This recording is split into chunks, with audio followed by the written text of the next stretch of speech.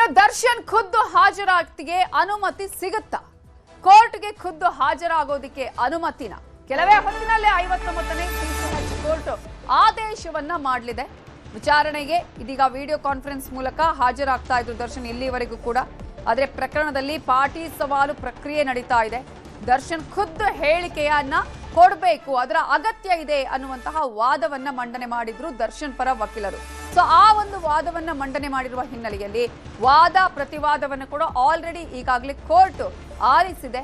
So ಪ್ರಕರಣದಲ್ಲಿ ಪಾಟಿ ಸವಾಲು ಪ್ರಕ್ರಿಯೆ ಆಗ್ತಾ ಇರುವ ಸಂದರ್ಭದಲ್ಲಿ ದರ್ಶನ್ ಅವರ ಖುದ್ದು ಹಾಜರಾತಿ ಬೇಕು ಅಂತ ಹೇಳಿ, ಆದ್ರೆ ಇದೀಗ ಸರ್ಕಾರಿ ಪರ ವಕೀಲರು ಹೇಳುವಂಥದ್ದು ಅಥವಾ ಪಿಪಿ ಹೇಳುವ ಪ್ರಕಾರ ಯಾವುದೇ ಕಾರಣಕ್ಕೂ ಅವರ ಹಾಜರಾತಿಯ ಅವಶ್ಯಕತೆ ಇಲ್ಲ, ಇದರಿಂದಾಗಿ ಭದ್ರತೆಗೆ ಸಮಸ್ಯೆ ಆಗತ್ತೆ ಅನ್ನುವ ವಿಚಾರವನ್ನು ಕೂಡ ಹೇಳಿದ್ರು.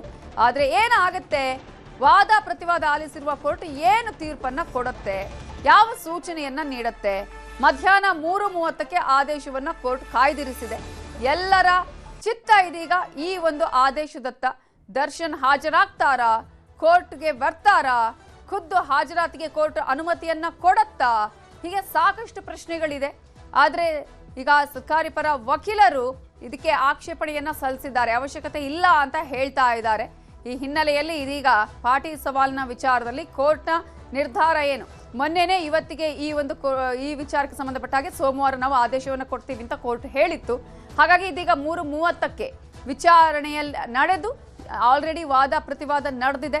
ಈ ಹಿನ್ನೆಲೆಯಲ್ಲಿ ಈಗ ಯಾವ ತೀರ್ಪನ್ನ ಕೊಡುತ್ತೆ ಕೋರ್ಟ್, ಯಾವ ಆದೇಶವನ್ನ ನೀಡುತ್ತೆ ಅನ್ನುವಂತಹ ಕುತೂಹಲ ಎಲ್ರಿಗೂ ಕೂಡ ಇದೆ.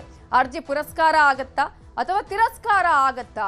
ಖುದ್ದು ಹಾಜರಾತಿಗೆ ಅವಕಾಶ ಸಿಗುತ್ತಾ? ಇಲ್ಲಿ ಈ ಖುದ್ದು ಹಾಜರಾತಿಯ ವಿಷಯವನ್ನ ದರ್ಶನ್ ಪರ ವಕೀಲರು ಅರ್ಜಿಯನ್ನ ಸಲ್ಲಿಸಿ ಕೇಳ್ಕೊಂಡಿದ್ರು. ದರ್ಶನ್ ಅವರ ಖುದ್ದು ಹಾಜರಾತಿಗೆ ಅವಕಾಶವನ್ನ ಅನುಮತಿಯನ್ನ ಕೊಡಬೇಕು ಅಂತ ಹೇಳಿ. ಸೊ ದರ್ಶನ್ ಭವಿಷ್ಯ ಇವತ್ತಿನ ಈ ಒಂದು ಆದೇಶದ ಮೇಲೆ ನಿಂತಿದೆ. ಅದೇ ರೀತಿಯಾಗಿ ಪ್ರದೋಷ್ ಮಾಫಿ ಸಾಕ್ಷಿಯಾಗಿ ಕೂಡ ಇರೋದು.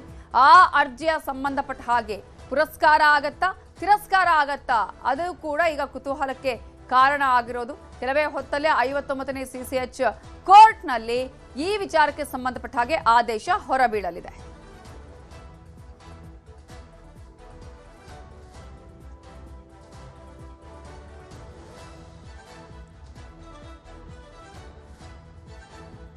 ಇದೇ ವಿಚಾರಕ್ಕೆ ಸಂಬಂಧಪಟ್ಟ ಹಾಗೆ ಇನ್ನಷ್ಟು ಡೀಟೇಲ್ಸ್ ಅನ್ನ ಕೊಡೋದಕ್ಕೆ ನಮ್ಮ ರಿಪೋರ್ಟರ್ ಮಾದೇಶ್ ಇದೀಗ ನೇರ ಸಂಪರ್ಕದಲ್ಲಿ ಜಾಯಿನ್ ಆಗಿದ್ದಾರೆ.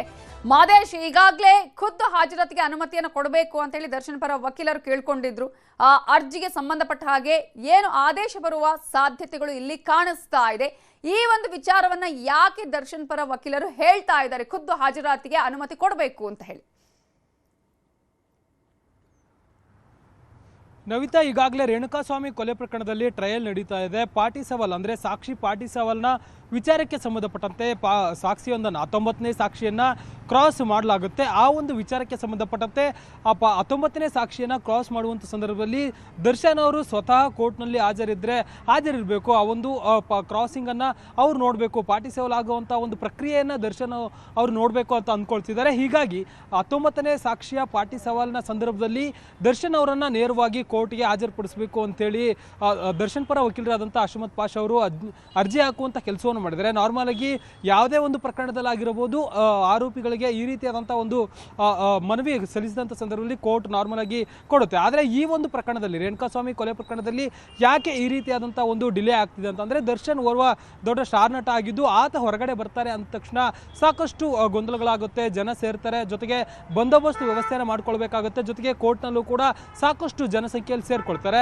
ಈಗಾಗಲೇ ದರ್ಶನ್ ಕೋರ್ಟ್ಗೆ ಹಾಜರುಪಡಿಸುವಂಥ ಸಂದರ್ಭದಲ್ಲಿ ಸಾಕಷ್ಟು ಬಾರಿ ಆಗಿದೆ ಈ ರೀತಿಯಾದಂಥ ಒಂದಷ್ಟು ಗಲಾಟೆಗಳಾಗಿರ್ಬೋದು, ಜನ ಜಾಸ್ತಿ ಸಂಖ್ಯೆಯಲ್ಲಿ ಸೇರುವಂಥದ್ದಾಗಿರ್ಬೋದು, ಬಂದೋಬಸ್ತ್ಗೆ ಸಾಕಷ್ಟು ತೊಂದರೆ ಆಗುವಂಥ ರೀತಿಯಲ್ಲಿ ಒಂದಷ್ಟು ಕೆಲಸಗಳಾಗಿದ್ದಾವೆ. ಹೀಗಾಗಿ ಈ ಒಂದು ಪ್ರಕರಣದಲ್ಲಾಗಿರ್ಬೋದು ಅಥವಾ ಬೇರೆ ಯಾವುದೇ ಪ್ರಕರಣದಲ್ಲಾದರೂ ಕೂಡ ಕ್ರಾಸಿಂಗ್ ನಡೆಯುವಂಥ ಸಂದರ್ಭದಲ್ಲಿ ಅಂದರೆ ಟ್ರಯಲ್ ನಡೆಯುವಂಥ ಸಂದರ್ಭದಲ್ಲಿ ಪಾಟಿ ಸವಾಲ್ ಇದ್ದಂಥ ಸಂದರ್ಭದಲ್ಲಿ ಆರೋಪಿತನ ವಿರುದ್ಧ ಸಾಕ್ಷಿ ಹೇಳಿಕೆ ನೀಡುವಂಥ ಕೆಲಸವನ್ನು ಮಾಡ್ತಾರೆ. ಹೀಗಾಗಿ ಆ ಸಾಕ್ಷಿಯನ್ನು ಎದುರಿಸುವಂಥ ಸಲುವಾಗಿ ಆರೋಪಿತರು ನೇರವಾಗಿ ಅದನ್ನು ಫೇಸ್ ಮಾಡುವಂಥ ಕೆಲಸಕ್ಕೆ ಮುಂದಾಗ್ತಾರೆ. ಹೀಗಾಗಿ ನೇರವಾಗಿ ಹಾಜರುಪಡಿಸೋದಕ್ಕೆ ಅರ್ಜಿ ಹಾಕುವಂಥ ಕೆಲಸವನ್ನು ದರ್ಶನ್ ಪರ ವಕೀಲರು ಇಲ್ಲಿ ಈ ಒಂದು ಪ್ರಕರಣದಲ್ಲಿ ಮಾಡಿದ್ದಾರೆ. ಹೀಗಾಗಿ ಆತ ಹೊರಗಡೆ ದೊಡ್ಡ ಸ್ಟಾರ್ ಆಗಿರ್ಬೋದು ಅಥವಾ ನಟ ಆಗಿರ್ಬೋದು, ಆದರೆ ಈ ಒಂದು ಕೊಲೆ ಪ್ರಕರಣದಲ್ಲಿ ಅಥವಾ ಕೋರ್ಟ್ನ ನ್ಯಾಯಸಮ್ಮತವಾಗಿ ಆತ ಓರ್ವ ಆರೋಪಿಯನ್ನು ಆಗಿ ಅಷ್ಟೇ ಕನ್ಸಿಡರ್ ಮಾಡುವಂತಹ ಸಾಧ್ಯತೆ ಇರುತ್ತದೆ. ಈಗಾಗಲೇ ಈ ಒಂದು ವಿಚಾರವಾಗಿ ದರ್ಶನ್ ಪರ ವಕೀಲರು ಕೂಡ ವಾದ ಮಂಡನೆ ಮಾಡುವಂಥ ಕೆಲಸ ಕೆಲಸವನ್ನು ಮಾಡ್ತಿದ್ದಾರೆ. ಯಾಕಂದ್ರೆ ಈ ಒಂದು ಕೊಲೆ ಪ್ರಕರಣದಲ್ಲಿ ಸದ್ಯಕ್ಕೆ ದರ್ಶನ್ ಪ್ರಮುಖ ಆರೋಪಿ ಆಗಿರೋದ್ರಿಂದ ಆತನ ವಿರುದ್ಧ ಸಾಕಷ್ಟು ಆರೋಪಗಳಿದ್ದಾವೆ. 19ನೇ ಸಾಕ್ಷಿ ಪ್ರಮುಖವಾಗಿ ದರ್ಶನ್ ಅವರ ವಿರುದ್ಧ ಏನೆಲ್ಲ ಹೇಳಿಕೆಗಳನ್ನ ಕೊಡ್ತಾರಲ್ಲ, ಆ ಒಂದು ಹೇಳಿಕೆ ಸಂಬಂಧಪಟ್ಟಂತೆ ದರ್ಶನ್ ಕೂಡ ತನ್ನ ಆರೋಪಕ್ಕೆ ಸಂಬಂಧಪಟ್ಟಂತೆ ಉತ್ತರವನ್ನ ನೀಡಬೇಕಾಗುತ್ತೆ. ಹೀಗಾಗಿ ವಿಡಿಯೋ ಕಾನ್ಫರೆನ್ಸ್ ಮೂಲಕ ಅದು ಅಷ್ಟೊಂದು ಸರಾಗವಾಗಿ ನಡೆಯೋದಿಲ್ಲ ಅಥವಾ ಅಷ್ಟೊಂದು ಕಾನ್ಫಿಡೆಂಟಲ್ಲಿ ಹೇಳೋಕ್ಕೆ ಅಥವಾ ಫೇಸ್ ಮಾಡೋಕ್ಕೆ ಆಗೋದಿಲ್ಲ. ಹೀಗಾಗಿ ನೇರವಾಗಿ ಪಾಟಿ ಸವಾಲ್ 19ನೇ ಸಾಕ್ಷಿಯ ಪಾಟಿ ಸವಾಲ್ಗೆ ನೇರವಾಗಿ ದರ್ಶನ್ ಅವರಿಗೆ ಹಾಜರಾಗೋದಕ್ಕೆ ಅನುಮತಿ ನೀಡಬೇಕು ಅಂತೇಳಿ ದರ್ಶನ್ ಪರ ವಕೀಲರು ಕೋರ್ಟ್ಗೆ ಅರ್ಜಿ ಹಾಕುವಂಥ ಕೆಲಸವನ್ನು ಮಾಡಿದ್ದಾರೆ. ಇವತ್ತು ಅಂದರೆ ಕೆಲವೇ ಕ್ಷಣಗಳಲ್ಲಿ ಕೋರ್ಟ್ ಕೂಡ ಈ ಒಂದು ವಿಚಾರಕ್ಕೆ ಅರ್ಜಿಗೆ ಸಂಬಂಧಪಟ್ಟಂತೆ ಆದೇಶವನ್ನು ಕೊಡುವಂಥ ಕೆಲಸವನ್ನು ಮಾಡಲಾಗುತ್ತೆ. ಈಗಾಗಲೇ ಈ ಒಂದು ವಿಚಾರಕ್ಕೆ ಸಂಬಂಧಪಟ್ಟ ಅಂದರೆ ದರ್ಶನ್ನ ನೇರವಾಗಿ ಯಾವೊಂದು ಕಾರಣಕ್ಕಾಗಿ ನೇರವಾಗಿ ಹಾಜರುಪಡಿಸೋದಕ್ಕೆ ನೀಡಬಾರ್ದು ಅನ್ನೋದಕ್ಕೆ ಸಂಬಂಧಪಟ್ಟಂತೆ SPP ಕೂಡ ಆಕ್ಷೇಪಣೆಯನ್ನು ಕೂಡ ಸಲ್ಲಿಕೆ ಮಾಡುವಂಥ ಕೆಲಸವನ್ನು ಮಾಡಿದರು. ಜೊತೆಗೆ ಒಂದಷ್ಟು ಬೇರೆ ಕೇಸ್ನ ಆದೇಶಗಳನ್ನು ಕೂಡ ಕೋರ್ಟ್ಗೆ ಸಬ್ಮಿಟ್ ಮಾಡುವಂಥ ಕೆಲಸವನ್ನು ಮಾಡಿದರು. ಬಿಹಾರದ ಒಂದು ಪ್ರಕರಣವನ್ನು ಕೋರ್ಟ್ಗೆ ಸಬ್ಮಿಟ್ ಮಾಡಿ ದರ್ಶನ್ ಅವರನ್ನು ನೇರವಾಗಿ ಕೋರ್ಟ್ಗೆ ಹಾಜರುಪಡಿಸಬಾರ್ದು ಅಂತೇಳಿ ಈಗಾಗಲೇ SPP ಅಂದರೆ ಪ್ರಾಸಿಕ್ಯೂಷನ್ ಕೂಡ ವಾದ ಮಂಡನೆ ಮಾಡುವಂಥ ಕೆಲಸವನ್ನು ಮಾಡಲಾಗಿದೆ. ವಾದ ಮತ್ತು ಪ್ರತಿವಾದ ಎರಡನ್ನೂ ಕೂಡ ಆಲಿಸಿರುವಂತಹ ನ್ಯಾಯಾಲಯ ಈಗ ಆದೇಶವನ್ನು ಕಾಯ್ದಿರಿಸಿದೆ. ಕೆಲವೇ ಕ್ಷಣಗಳಲ್ಲಿ ಆದೇಶ ಹೊರಬೀಳಲಿದೆ. ಇಲ್ಲಿ ಯಾವ ರೀತಿಯಾಗಿ ಅಂದರೆ ಪ್ರಾಸಿಕ್ಯೂಷನ್ ಆಗಿರ್ಬೋದು ಮತ್ತು ಡಿಫೆನ್ಸ್ ವಾದಗಳಲ್ಲಿ ಯಾವುದನ್ನು ಪರಿಗಣನೆಗೆ ತೆಗೆದುಕೊಂಡು ನ್ಯಾಯಾಲಯ ಆದೇಶ ನೀಡುತ್ತೆ ಅನ್ನೋದನ್ನು ಕಾದು ನೋಡಬೇಕಿದೆ. Navita, thank you Madesh ಡೀಟೇಲ್ಸ್ಗೆ.